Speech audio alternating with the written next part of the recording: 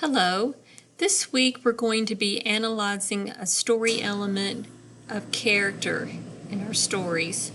And I have an anchor chart here that we're going to look at.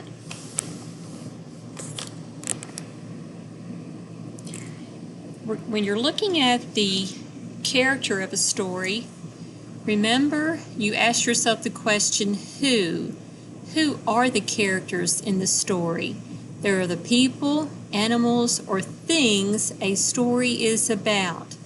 Look for clues in the words and pictures to get to know them. What? Describe what the characters look like and what they think, feel, say, and do. Why? Tell why they do what they do. And I'm going to read a book to you today, and as I read this book, we're going to talk about the character and what are some of the things they do and why do they do those things. The title of this book is Suki's Kimono. Suki's Kimono. This is the title page. On the first day of school, Suki wanted to wear her kimono. Her sisters did not approve. "You can't wear that," said Mari. "People will think you're weird." "You can't wear that," said Yumi. "Everyone will laugh and no one will play with you." "You need something new, Suki. You need something cool." But Suki shook her head. She didn't care for new. She didn't care for cool. She wanted to wear her favorite thing, and her favorite thing was her kimono. Suki's Oba-chan had given her the kimono. The first time Suki wore it, her Oba-chan took her to a street festival where they slurped bowls of slippery cold somen noodles and shared a cone of crunchy shaved ice topped with a sweet red bean sauce. What does Suki want to wear to school? She wants to wear her kimono, doesn't she? Why do you think she wants to wear that? Okay, her Oba-chan had given her the kimono. Is this, and we look at our clues in our story, and we know it was her favorite thing to wear.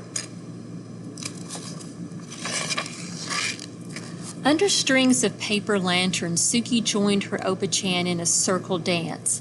She followed her and copied her movements, trying to be as light and as graceful. She watched the other women and children who danced, especially those who were dressed in cotton kimonos like her. Later, Suki sat so close to the stage that when the taiko drummers performed, bum bum, bum bum, she felt like she'd swallowed a ball of thunder and her whole insides quaked and quivered. Before they left the festival, Suki and her Oba-chan stopped at a souvenir stand. There were many things to choose from, but her Oba-chan found the prettiest thing of all, a handkerchief of pale pink linen, decorated with tiny maple leaves and cherry blossoms. When she gave it to Suki, she said, "This will help you remember our day." Now it was time for school. Mother checked Suki's obi one last time and took a picture of Mari and Yumi and Suki together by the front steps. Then, as she watched, the three sisters made their way down the block to their school. Mari and Yumi stayed several paces ahead of Suki and pretended they didn't know her.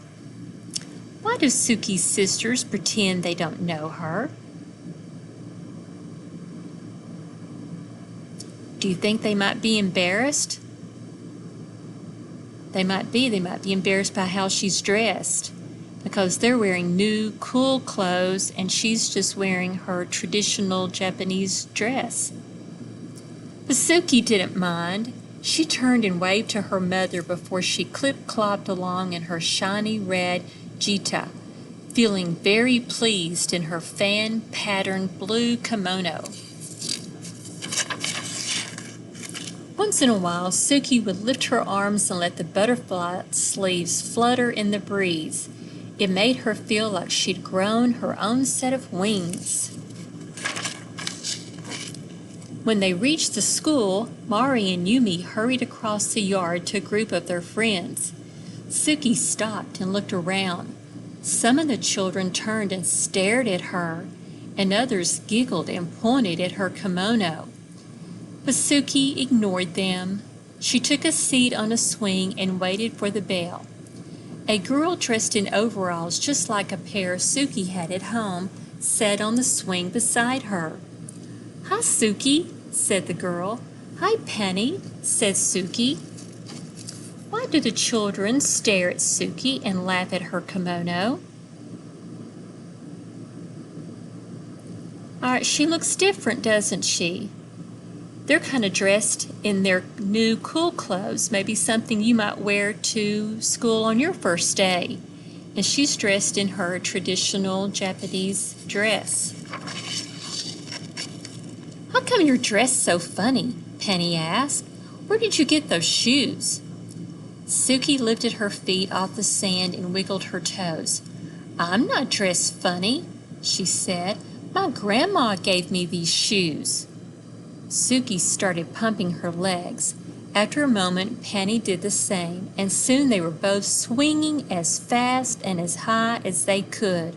Swoosh, swoosh, up and up. When the bell rang, Suki and Penny jumped off their swings and ran to the gym for the first day assembly. Once they were finally taken to their new classroom, Suki chose the desk near the window. Penny chose the desk next to Suki. As they waited for everyone to find a seat, two boys in front of Suki turned and snickered behind their hands. One of the boys reached over and snatched at Suki's sleeve. "Look at this," he said. "She's a bat." Suki felt her cheeks burn, but she did not respond. Instead, she concentrated on sitting up straight and tall, the way her Oba-chan always did. It was easy to do with an obi wrapped snug around her middle. Her obi was golden yellow, and in its folds Suki had tucked away her pale pink handkerchief. "Welcome to the first grade," said the teacher. "My name is Mrs. Pagio." She smiled. "Let's introduce ourselves and tell everyone what we did this summer." "What is an obi?" "How do you know?" "Well, we can go and look at the words that the author says. It says it was easy for her to sit up straight and tall with an obi wrapped her snug around her middle. So we know it's going to be around her waist. And it says her obi was golden yellow, and in its folds, Suki had tucked away her pale pink handkerchief. So if we look here, we see a sash around her middle, and it is yellow, and it does look like it is folded. When it was her turn to speak, Suki stood up and told the teacher her name. "Hello, Suki," said Mrs. Pagio. "What did you do this summer?" "My grandma visited us," she said, straightening her sleeves. "She brought me my kimono and my jita." Suki raised her foot to show the teacher her golden clog. Somewhere in the classroom, someone laughed, but Suki took a deep breath and continued. "The best thing was that she took me to a festival, and there were dancing girls dressed like me, and they danced like this." She took a few steps and swayed her arms sideways. "Look, now she's dancing," someone said. But Suki didn't hear. She hummed the music she remembered hearing at the festival. She remembered how it felt to dance barefoot in the open air on fresh-cut grass that tickled her toes. She tried to picture the other dancers, how they moved forward in the circle with the rhythm of the music, how they stamped their feet first right, then left, swung their arms first up, then down, how they stepped back and back and back, then clapped. When Suki couldn't remember the next step, she just made it up, just to keep dancing. 1, 2, 1, 2, 1, 2, stop. When she finished, the room seemed very quiet. Everyone was watching her. Suki sat down wondering if she was in trouble. But Mrs. Pagio said, "That was wonderful, Suki," and she started to clap. Then so did Penny, and after a moment, so did the entire class. So how did the children's feelings change after they see her dance?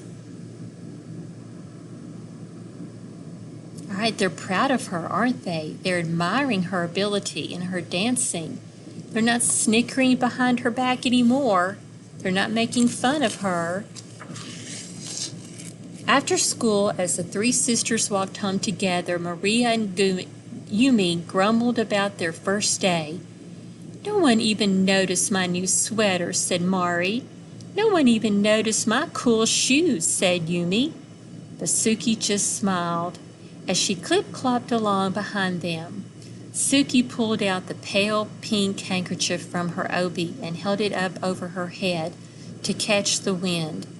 And in her blue cotton kimono, in her shiny red jita, Suki danced all the way home. I hope you enjoyed that story, Suki's Kimono, and thought about the character Suki and why she did the things she did and what she was like.